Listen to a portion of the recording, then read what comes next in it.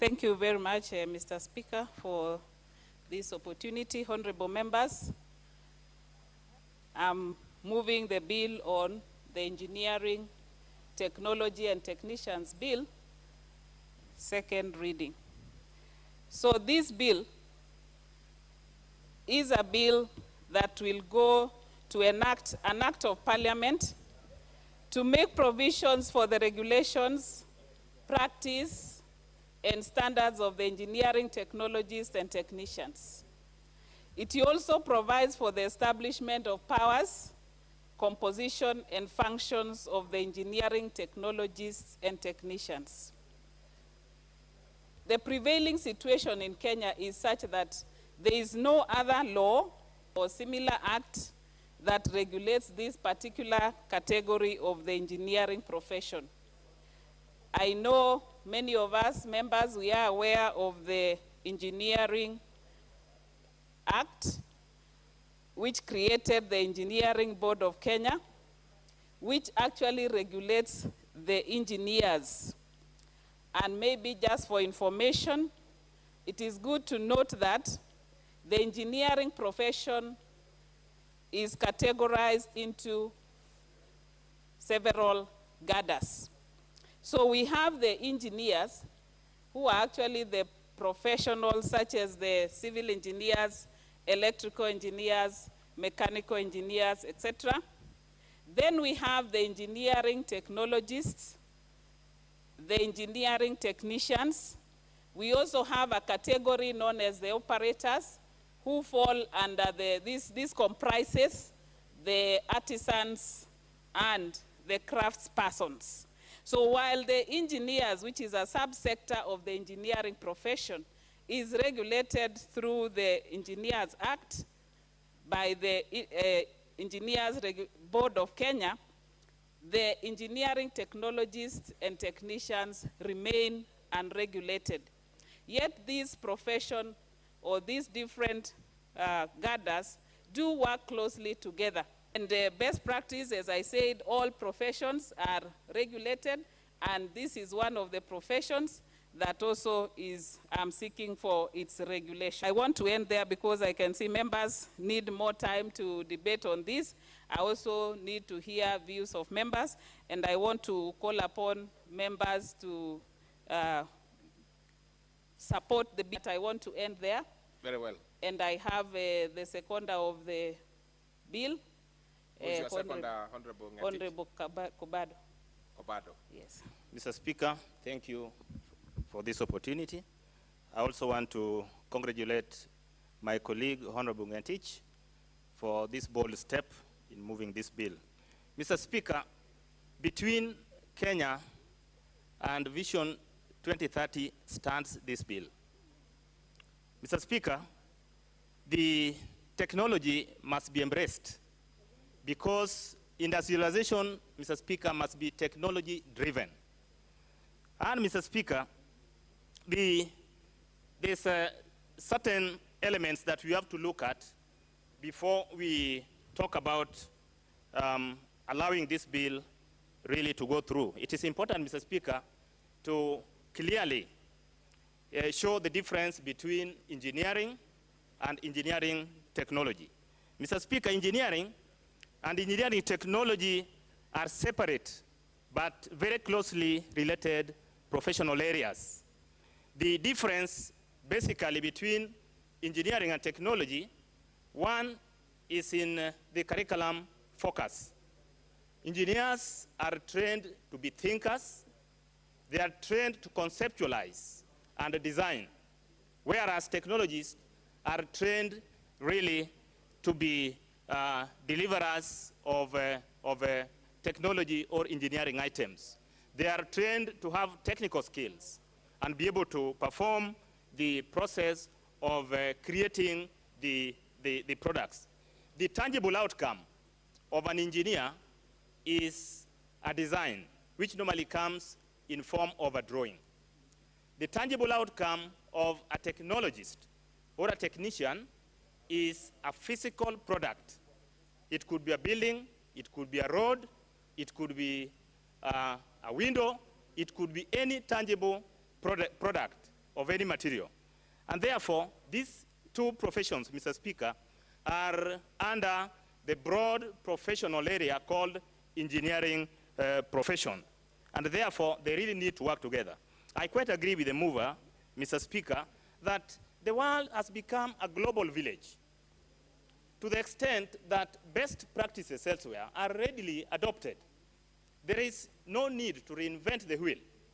If we find certain practices have been accepted elsewhere, then we readily adopt them. All we need to do is to domesticate them. Mr. Speaker, having said that, Mr. Speaker, we also need to really look at the issues of regulation in this particular industry.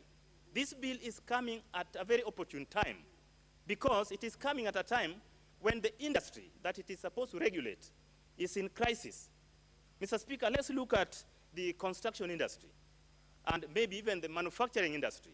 The construction industry, for example, Mr. Speaker, more than 50,000 buildings in Nairobi are to be demolished for failing to meet the quality standards. And this information is with City Hall in Nairobi County. 50,000 houses to be demolished. And these are in areas like Embakasi, Kasarani, Langata, and Ruai, among others. And to look at more in details, Mr. Speaker, I've done a bit of research in this area when I knew this bill was coming up.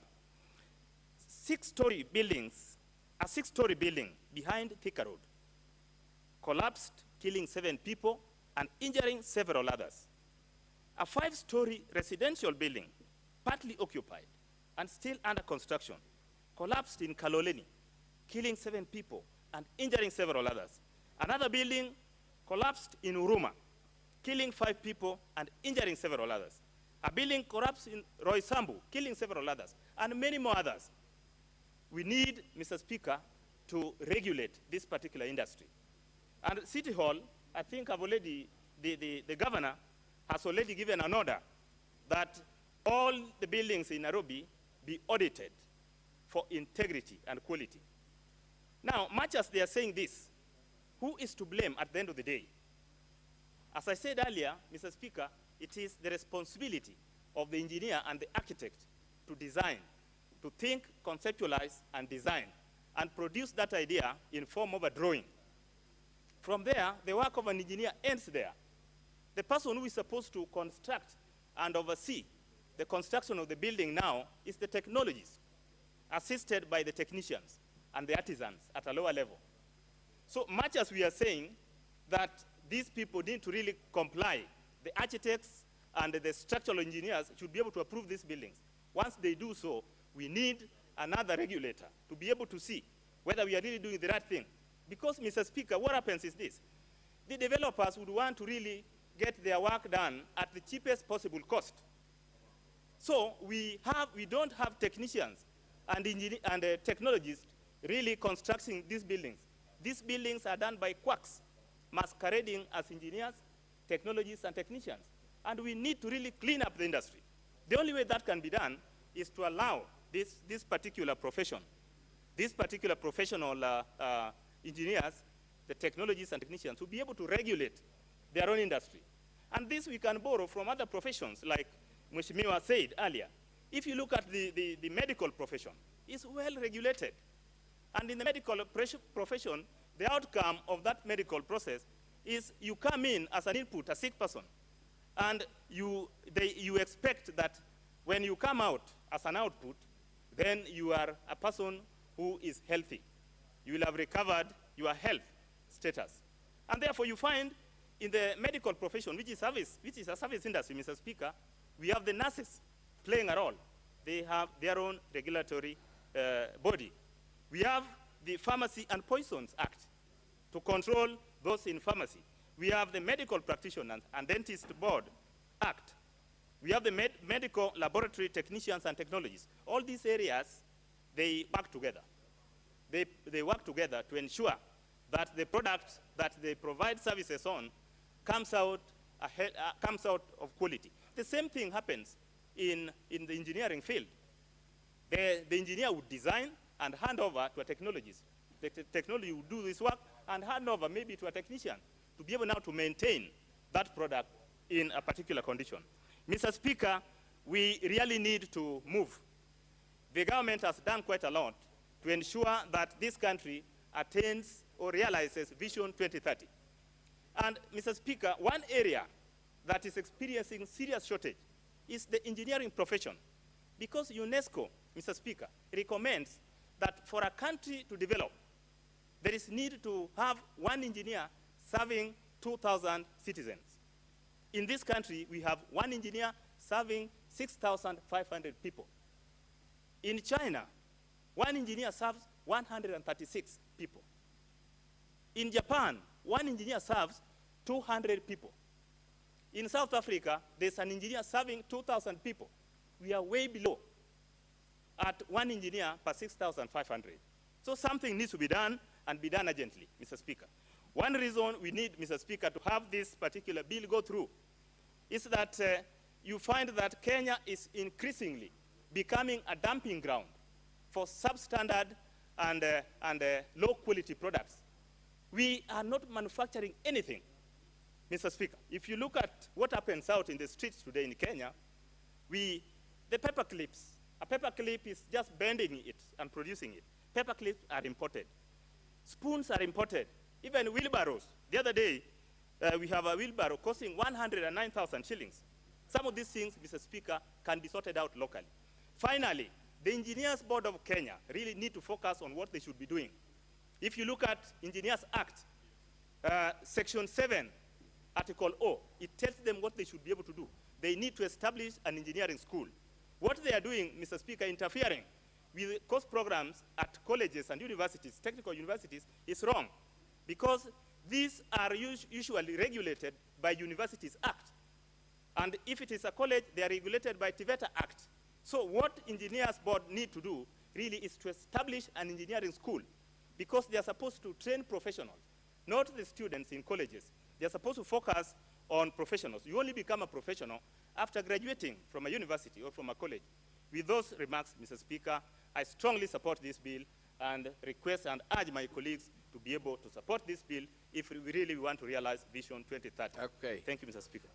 Very well, Honorable Kobado. I must commend you. You are very relevant in your contributions and also very up to date with the news that goes around.